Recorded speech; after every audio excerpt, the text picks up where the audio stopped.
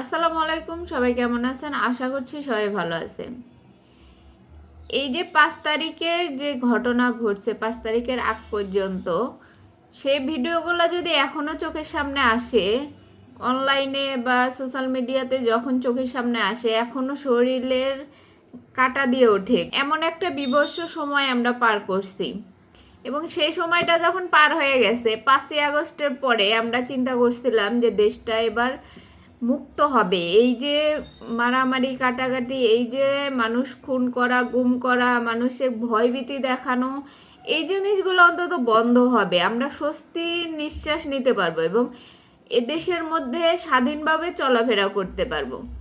কিন্তু আমরা যখন দেখতেছি যে এই যে স্বৈরাচার তাড়ানোর পরে পার হয়ে যাওয়ার 5 মাস 6 মাস পেরিয়ে যাওয়ার পরেও যখন দেখতেছি আমরা কোনো আশানুরূপ ফল পাইতেছি না, যে সরকার এখানে আসলে সরকার কি ব্যর্থ বলা যায় নাকি সরকার পারতেছে না, বা জনগণ করতে দিতেছে না, বা যেই করতে না দিক, আওয়ামী লীগের দোসররা করতে না দিক বা যারাই করতে না দিক, কিন্তু এখন যে বর্তমান পরিস্থিতি, এটা এড়িয়ে যাওয়ার কোনো সুযোগ নাই। এই যে বিভিন্ন জায়গায় যে লাশ পড়তেছে, দুর্বৃত্তকারীদের হাতে হামলা হয়ে মানুষ মরতেছে, ছিনতাইকারী নাম দিয়ে দিয়ে মানুষ খুন করা হইতেছে, বিভিন্ন জায়গায় অ্যাক্সিডেন্টের নাম করে মানুষ মেরে ফেলা হইতেছে। আপনারা দেখবেন এই যে শহর ভিত্তিক যে খুনগুলো হইতেছে তার থেকে বেশি গ্রাম ভিত্তিক খুনগুলো হইতেছে। গুপ্ত হত্যাগুলো যে হইতেছে, এই 5ই আগস্টের যে হত্যাগুলো হয়েছে, সেম প্রসেস। মানে আমরা এরকম দেশ কখনোই চাই না। যে আমরা চাইছি যে যে সরকারি আসুক একটু কঠোর হবে, যে অন্যায়ের বিরুদ্ধে একতরফা কোনো বিচার হবে না দেশের মধ্যে। যেরকম আগে হইতো যে একটা গোষ্ঠী শুধু আরেকটা গোষ্ঠীর উপর শাসন করত, আমরা সেটা চাই নাই। যে আমরা যে দেশটা চাইছিলাম, আমাদের স্বাধীনতা থাকবে, আমরা বাক স্বাধীনতার পাশাপাশি আমরা যে কোনো জায়গায় নিশ্চিন্তে চলাফেরা করতে পারবো এবং যেই একটু আওয়াজ তুলতেছে তারই কোনো না কোনো ক্ষতি হইতেছে। 5ই আগস্টের আগেও যারা অ্যাক্টিভ ছিল এই স্বৈরাচারের বিরুদ্ধে, তাদেরকেই এখন মানে ধরে ধরে মেরে ফেলা হইতেছে, এমনভাবে মারতেছে যেটাকে অ্যাক্সিডেন্ট অথবা দুর্বৃত্তকারীদের হাতে খুন, ডাকাতি খুন বা ছিনতাইকারীদের হাতে খুন বলে আখ্যা দিয়ে দিয়ে এগুলো আমরা ধামাচাপা দেওয়ার চেষ্টা করতেছি। আসলে আমরা কি চাইছিলাম, যে এই যে সরকার পরিবর্তন হবে, সরকার পরিবর্তন হওয়ার পরে অন্তত স্বস্তির নিঃশ্বাস ফেলতে পারবো।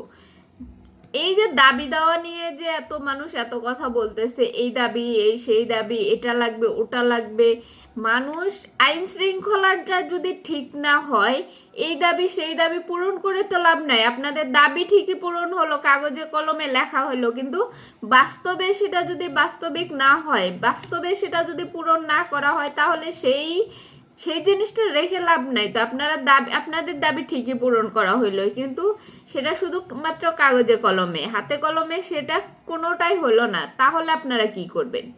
আপনাদের এই দাবি দেওয়া নিয়ে কি করবেন? আমরা চাই ফলাফল, আমরা চাই কোনো মানুষ যাতে গুপ্ত হত্যা না হয়। আমরা চাই যে দেশের মধ্যে 5ই আগস্টের আগে যতগুলো হত্যা হয়েছে, এখন 5-6 মাসেও সেম কাহিনী ঘটে যেতেছে। বিভিন্ন জায়গায় বিভিন্নভাবে মানুষকে মারা হইতেছে। আগে দেখে সামনে মারা হইতো, আর এখন সামনে মানে দুর্বৃত্তর নাম দিয়ে, ছিনতাইকারীর নাম দিয়ে, ডাকাতির নাম দিয়ে বিভিন্নভাবে মানুষকে মারা হইতেছে। এখন এই যে মৃত্যুগুলা, এই যে আহতগুলা, এগুলা তো সবগুলা সামনে আসতেছে না। আসলেও মানুষ মানে এটার চেয়ে এই যে আন্দোলনটাকে কাবার বেশি করতেছে, মিডিয়া বলেন, মানুষ বলেন, সবাই।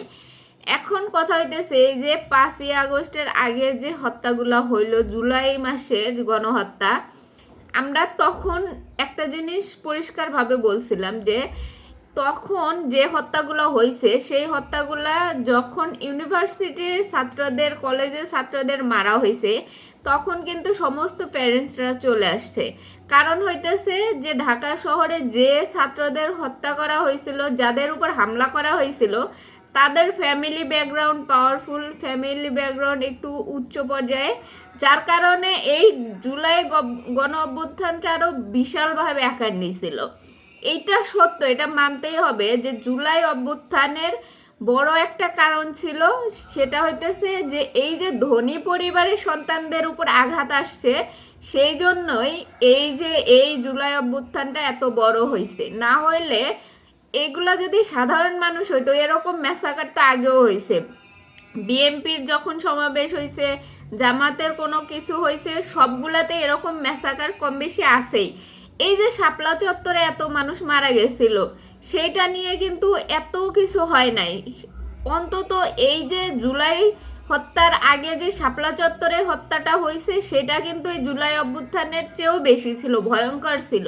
কিন্তু সেটাতে কারণ নাক কান নড়া যায়নি, কারণ হইতেছে সেটা ছিল গরিব ঘরের সন্তান, যাদের বাবা মা ছিল না, অভিভাবক ছিল না, প্যারেন্টস ছিল না, থাকলেও সেইভাবে কথা বলার মতো কেউ ছিল না।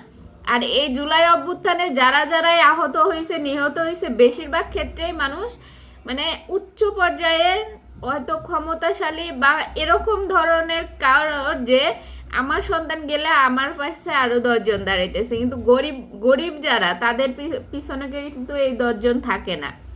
যার কারণে এই জুলাই অভ্যুত্থানটা এত বড় হয়েছে। এখন আমরা সেম কাহিনী দেখতেছি যে জুলাই অভ্যুত্থানে আগে যেরকম মারা গেছে মানুষ, কোনো নাক কান নাড়ায় নাই কেউ, সেরকম জুলাই অভ্যুত্থানের পরেও যে এখন মারা যাইতেছে মানুষ, বিভিন্নভাবে মানুষ কিল্ড হইতেছে, আহত হইতেছে, রাস্তাঘাটে বেরোতে পারতেছে না, ছিনতাইকারীর নাম করে মানুষকে মেরে ফেলা হইতেছে, চাঁদাবাজি হইতেছে, বিভিন্ন জায়গায় বিভিন্ন দোকানপাটে লুটপাট চলতেছে, এগুলা দেখার মতো কেউ নাই।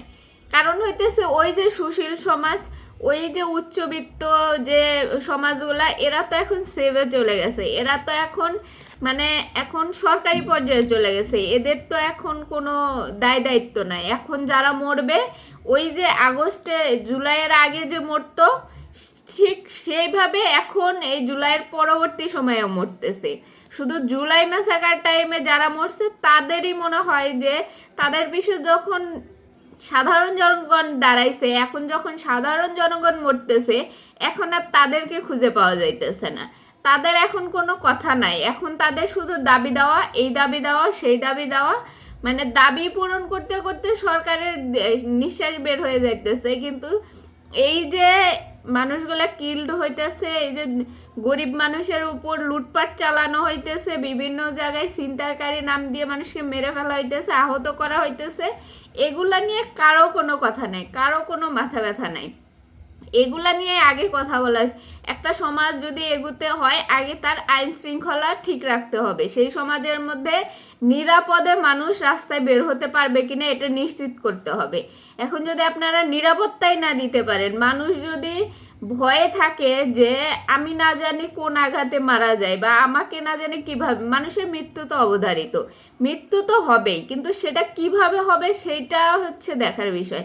এখন আমার মৃত্যু আছে অমুক জায়গায় অমুক দিন, এখন ওইখানে গিয়ে আমি স্বাভাবিক মৃত্যু মরবো, নাকি কেউ আমাকে মেরে ফেলবে, সেইটা হবে। এই এই জিনিসগুলা তো আসলে মানুষ মানুষ ডিসাইড করে অনেক সময়। তো এই যে মেসাকারগুলো হইতেছে, এই যে মানুষ হত্যা হইতেছে, আহত হইতেছে, অনেক দোকানপাট দেখেন ছিনতাইকারীর নাম করে, ডাকাতির নাম করে লুটপাট করা হইতেছে। বিভিন্ন জায়গায় ছিনতাইকারীর পরিমাণ এত বেড়ে গেছে যে আপনি রাস্তাঘাটে কোনো কিছু নিয়ে, কোনো ধরনের কোনো কিছু নিয়ে যেতে পারবেন না।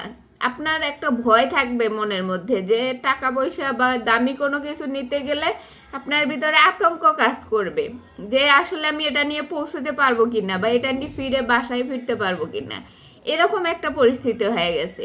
অথচ এটা নিয়ে কারোরই মাথা ব্যথা নাই, তাদের শুধু মাথা ব্যথা একটাই, দাবি দেওয়া পূরণ করতে হবে, যে জুলাই অভ্যুত্থানের যে ম্যাসাকারগুলো হয়েছে তাদের বিচার করতে হবে। বিচার প্রক্রিয়া তো এখনো চলমান আছে, এটা তো বাংলাদেশে আগেও যেরকম ছিল এখনো ঠিক সেরকম ভাবেই চলতেছে, মানে কচ্ছপের গতিতে এরকম বিচার কার্যক্রম চলবে, আজীবন এই বিচার টেনে নিয়ে যাবে। আর এখন যারা মরতেছে তাদের বিচার আরো 5 বছর 10 বছর পরে গিয়ে হবে।